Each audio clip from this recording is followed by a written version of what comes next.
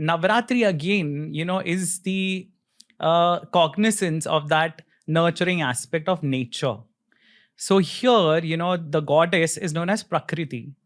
And we spoke about Purush and Prakriti, but Prakriti, Mother Nature, again, it's a universal concept. Why is nature considered mother? Because it is nurturing, right? And Mother Nature or Prakriti is responsible for maintaining the balance.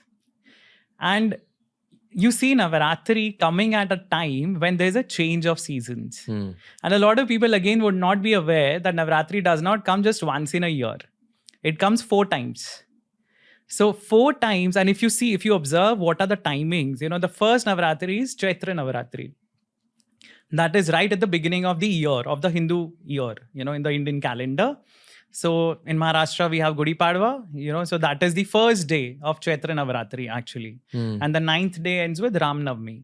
So the first Navaratri, and that's the change of seasons, it's spring. And most traditional calendars, actually, interestingly, they began with spring. It doesn't make any sense to have a new year in the middle of winter. Right? So all the ancient calendars actually began with spring because spring was renewal, right? So the Chaitra month, which is the first month in Indian calendar, it starts with Navratri. And then you have Navratri, which comes in Ashad, month of Ashad, which was before monsoons, just before monsoons. Then you have the Sharad Navratri, which is this one, which comes in October, November, close to autumn. And then you have the Magh Navratri, which is in winters. So every time you observe the 9 days, they correspond with the change of season. And the Devi Bhagavad Puran actually gives it significance. It tells us that, during this time, people are more susceptible to getting sick. There's a change happening around them. And we see that happening, right? Yeah. I mean, right now also the weather is so whimsical. A lot of people are falling sick because of changes in weather, sudden changes in weather. I'm asking the doctor in you this because you're a qualified doctor. What's the actual biology behind that? So it's just, the sudden changes of temperature. Sometimes you feel it's hot and, you're switching on the AC and you're sitting in the air conditioner. And then the moment you step out, it's actually cold. And so the changes in temperature and what Navratri actually correlates with is, the fasting.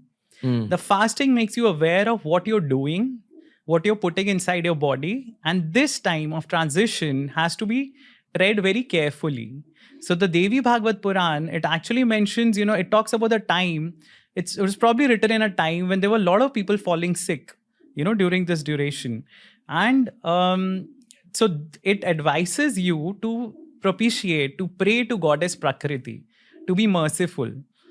Which is again divine feminine. Divine feminine. Okay. Divine without feminine. saying Durga Ma or Saraswati Ma, it's all of them together. It mentions Prakriti. Okay. Devi as Prakriti. So it's nature, it's Mother Nature. So it has a very, logical reason of celebration. When you're fasting or you're observing a certain ritual, you're more mindful of what you're doing or what you are putting inside. And, you are, probably taking care of your body much more. Yeah. Also, it's like the whole logic of intermittent fasting where your body just heals faster when you're fasting. Yes. And you probably need healing because as a human being, you will kind of fall sick in this change of season. Right. So to deal with that sickness, recover fast. And building your immunity, right? Instead of having food that you every day have, which may not be very nutritious, you're advised to have fruits. You advise people eat all sorts of stuff, but ideally, you should have fruits which provide you vitamins. You're allowed milk which provides you protein.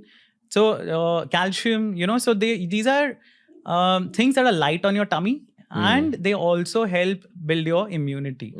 So that is the logical reason for Navaratri, occurring at this particular time. I'm also 110% sure, and this is because I've been getting a little bit into astronomy lately. There has to be some celestial angle to this, some alignment of planets or the moon, and I'm definitely not sure what it is. Right. But I know for a fact that when you fast and then sit for your meditations, the meditations are way deeper. It's just much more conducive for meditation. Definitely. Grain actually affects both prayer and meditation. Like in eating rice, eating wheat, eating millets, comes in the way. But if you're on an empty stomach, you just slip into your meditation very easily. Yes.